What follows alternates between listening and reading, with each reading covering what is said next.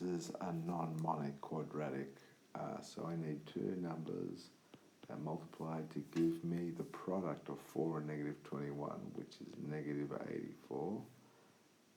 And the same two numbers have to add up to give me negative 5 from that middle coefficient. I know that 7 times 12 is 84. I need negative 84. Okay, I'll make that minus. They will be the two numbers. Now I rewrite this 4k squared, but instead of writing minus 5k, I express it in terms of these two numbers over here. I think I should put the negative 12k first, plus 7k.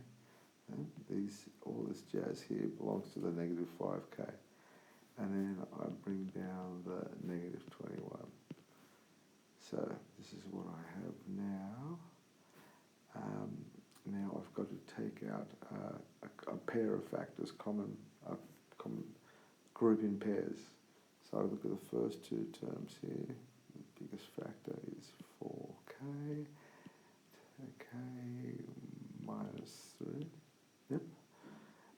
Now this factor here I know will be over here as well. This is how it always works out. So I've just got to find the number that goes here that will make sense of this here. And if I put a 7, a plus 7, yeah, plus 7. Okay. Now I have two terms here, and what's common to both of them is k minus 3. So I'll take k minus 3 out as a factor. What do I have to multiply that by to get this whole thing? Multiply it by 4k. And then what do I have to multiply this by to get this entire term? A plus 7. And that is my factorization.